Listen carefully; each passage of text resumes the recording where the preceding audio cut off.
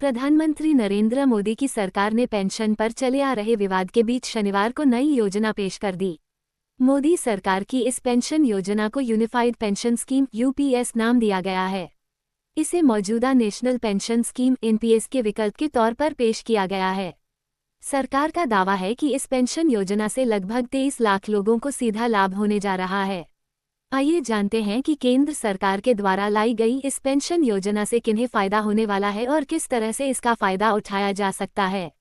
सबसे पहले ये जान लेना जरूरी है कि आखिर क्यों सरकार को यूपीएस यानी यूनिफाइड पेंशन योजना को लाने की जरूरत पड़ी। दरअसल पुरानी पेंशन योजना ओपीएस की जगह पर सरकारी कर्मचारियों के लिए करीब 2 दशक पहले नेशनल पेंशन स्कीम (एनपीएस) की शुरुआत हुई थी। नेशनल पेंशन स्कीम को जनवरी 2004 से लागू किया गया था।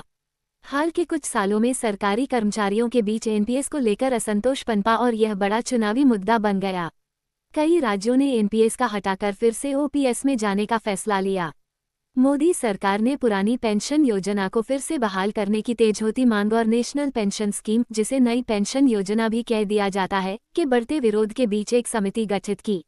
वित्त मंत्रालय ने पेंशन स्कीम की समीक्षा और वैकल्पिक सुझाव देने के लिए फाइनेंस सेक्रेटरी टीवी सोमनाथन की अगुवाई में पिछले साल समिति बनाई। सोमनाथन समिति ने सरकारी कर्मचारियों के असंतोष का ध्यान रखते हुए वैकल्पिक पेंशन योजना का सुझाव तैयार किया, जिसके आधार पर अब मोदी सरकार ने यूनिफाइड पेंशन स्कीम यानी यूपीएस को पेश किया है। चूंकि यूपीएस को एनपीएस के विकल्प के रूप में पेश किया गया है, हर वो सरकारी कर्मचारी इसका फायदा उठाने के लिए पात्र एलिजिबल है जो एनपीएस के लिए एलिजिबल था। सरल शब्दों में कहें तो 1 अप्रैल 2004 के बाद नौकरी शुरू करने वाला हर सरकारी कर्मचारी यूनिफाइड पेंशन योजना का लाभ उठा सकता है। इसका लाभ अगले वित्त वर्ष यानी 1 अप्रैल 2025 से मिलने लगेगा। यूनिफाइड पेंशन योजना में सरकार ने न्यूनतम पेंशन की गारंटी दी है। यूनिफाइड पेंशन योजना को 3 शब्दों assured pension, minimum pension, assured family pension से परिभाषित किया जा सकता है। इस योजना को भले ही अगले वित्त वर्ष से लागू किया जाएगा, लेकिन इसके फायदे उससे पहले रिटायर होने वाले कर्मचारियों को भी मिलेगा।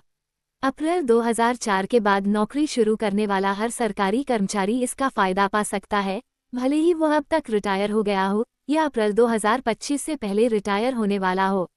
अब तक रिटायर हो चुके या 31 मार्च 2025 तक रिटायर होने वाले सरकारी कर्मचारियों को एरियर का लाभ मिलेगा। केंद्रीय मंत्री अश्विनी वैष्णव ने शनिवार को यूनिफाइड पेंशन योजना के बारे में जानकारी देते हुए कहा था कि इससे केंद्र सरकार के 23 लाख कर्मचारियों को फायदा होने वाला है। राज्य सरकारों को भी अपने कर्मचारियों के लिए यूनिफाइड पेंशन स्कीम चुनने का विकल्प मिला है। अगर सभी राज्य सरकारें अपने कर्मचारियों को यूनिफाइड पेंशन स्कीम का फायदा देने का विकल्प चुनती हैं तो लाभार्थियों की संख्या 90 लाख के पार निकल सकती है। यानी देश भर के 90 लाख से ज्यादा सरकारी कर्मचारियों को इस पेंशन स्कीम से सीधा फायदा पहुंच सकता है।